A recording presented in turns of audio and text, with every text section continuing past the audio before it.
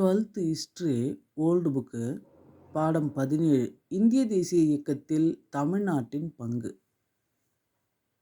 பாருங்க, இந்திய தேசிய இயக்கத்தில் தமிழ்நாடு முக்கிய பங்கினை ஆற்றியுள்ளது. 1857ஆம் ஆண்டு பெருங்கழகத்துக்கு முன்பே கூட பாஞ்சாலங்குறிஞ்சி கழகம், 1801ஆம் ஆண்டு நடைபெற்ற மருது சகோதரர்கள் தலைமையேற்ற தென்னிந்திய கழகம், 1801 மருது சகோதரர்கள் தலைமையேற்ற தென்னிந்திய கழகம், அதுக்கு அடுத்து 1806 வேலூர் சிப்பாய் கழகம் போன்ற பிரிட்டிஷாருக்கு எதிரான இயக்கங்கள் தமிழ்நாட்டில் நடைபெற்றுள்ளன.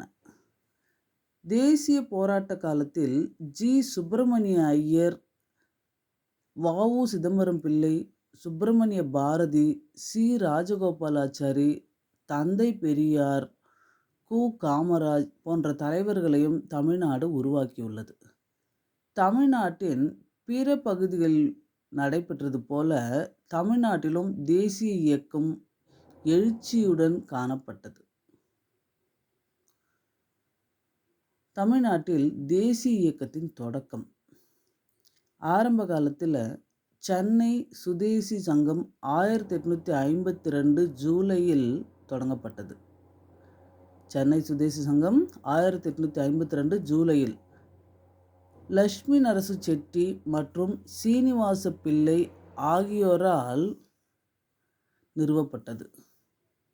வணிக குழுவின் ஆட்சி பின்பற்றிய கொள்கைகளை இச்சங்கம் கடுமையாக விமர்சித்தது.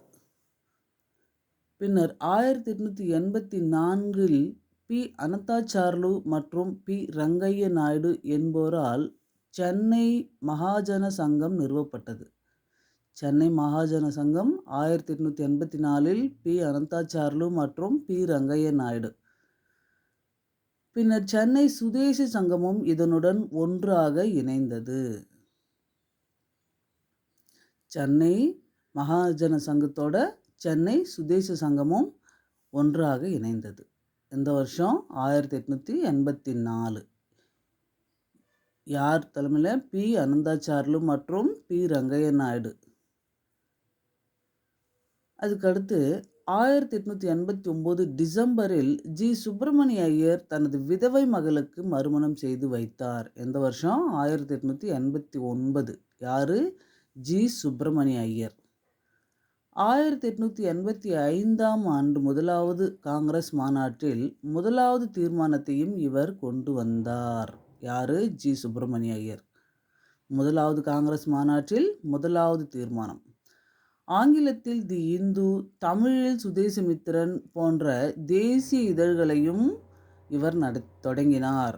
ஆங்கிலத்தில் தி இந்து, தமிழில் சுதேசமித்திரன். தமிழ்நாட்டின் கிராமப்புறங்களில் வசித்த மக்களை ஒன்று திரட்டும் நோக்கத்தோடு சென்னை மாகாண சங்கம் ஒன்று 1892 நிறுவப்பட்டது. 1887 பக்ருதீன் தியாப்ஜி என்பவரது தலைமையில் இந்திய தேசிய காங்கிரசின் 3வது மாநாடு சென்னையில் நடைபெற்றது. 1887 பக்ருதீன் தியாப்ஜி என்பவரது தலைமையில் இந்திய தேசிய காங்கிரசின் 3வது மாநாடு சென்னையில் நடைபெற்றது.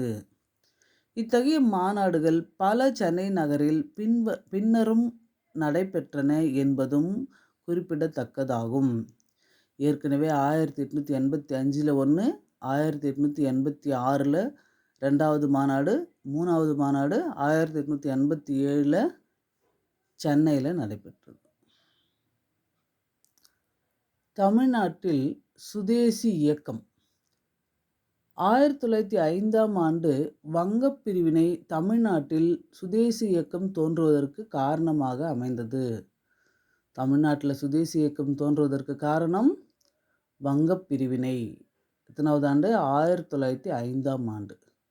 தமிழ்நாட்டில் சுதேசி இயக்கத்தை முன்னின்று நடத்தியவர்களில் வ.உ. சிதம்பரம் பிள்ளை, ஜி.